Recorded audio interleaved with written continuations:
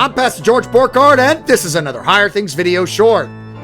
Out of Context Tuesday looks at We Preach Christ and Him Crucified, 1 Corinthians 1:23.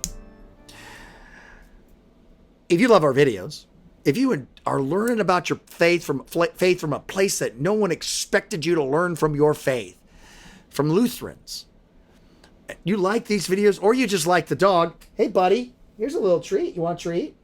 I'll just set it right here and let's see if you figure out that it's here. Oops. Go ahead and like and subscribe today. You can also go to support.higherthings.org and give today. Your tax-deductible gift keeps Higher Things, a youth organization about passing the faith to the next generation. It keeps Higher Things rolling. We preach Christ and Him crucified. 1 Corinthians 1:23 and following. But let's go ahead and read the verses above it and below it. For Jews seek signs, ask for signs, and Greeks seek wisdom. Jews ask for signs, Greeks seek wisdom. But we proclaim Christ, perfect passive, having been crucified, a scandal to the Jews, and moronicness, foolishness, to the Gentiles.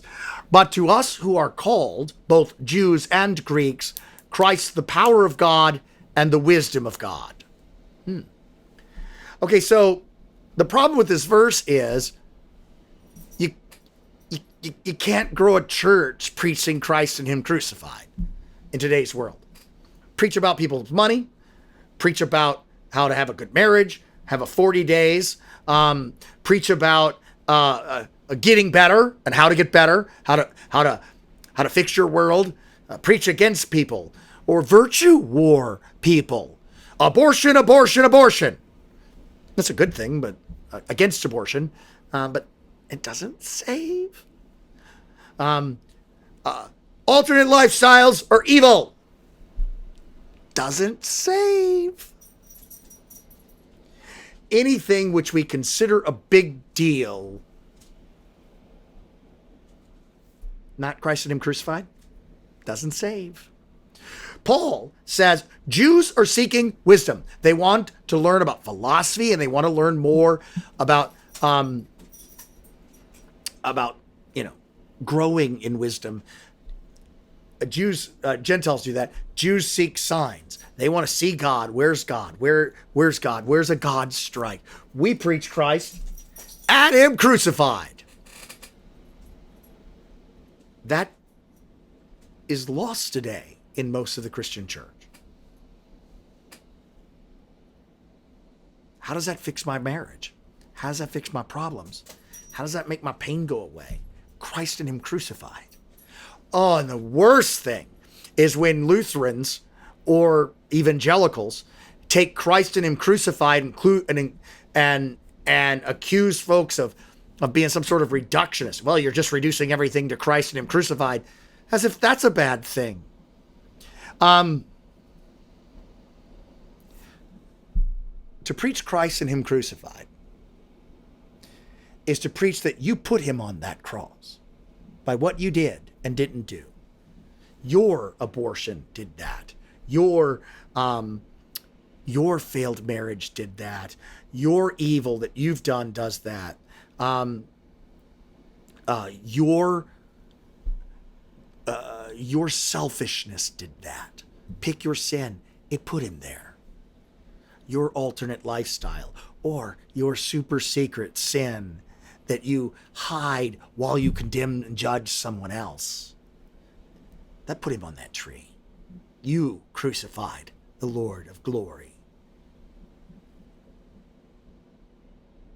That's part of Christ and Him crucified. The other part of Christ and Him crucified is that God has made this Jesus, whom you crucified, who I crucified, both Lord and Christ. He's on that cross for me, to save me from me. He is on that cross to rescue me from my alternate lifestyles, from the evil that's on my computer, from the abortion that I made someone have. He did that for me, to save me from me. It's my idolatry that he's saving me from. And not by my change of behavior or my getting better, but because he died. God died for me on that cross. True God, begotten of his Father before all eternity, and true man, born of the Virgin Mary. He died for me, and only by his death and resurrection am I saved. I'm not saved by my decision. I'm not saved by my change. I'm not saved by a 40-day anything, not even Lent. I'm saved by the suffering and death of Jesus. What Christ did on that cross for me. Everything else is just nothing. Icky. Poop. Christ and him crucified. That is the message that endures. It's a message that saves. It's a message of the Lutheran Church. We preach Christ and him crucified. The world says it's a scandal. How dare you think that everything about your salvation rests upon a dead, naked Jew hanging on a cross in AD 33. The Greeks, the wise folks, think it's ridiculous. It's moronic. You know, that's what you think?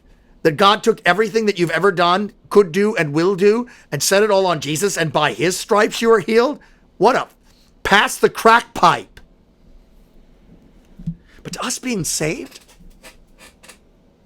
to those who know that they have no righteousness inside themselves, those who look up at the heavens and know that they've done evil, to you and me, he's Christ, the wisdom of God.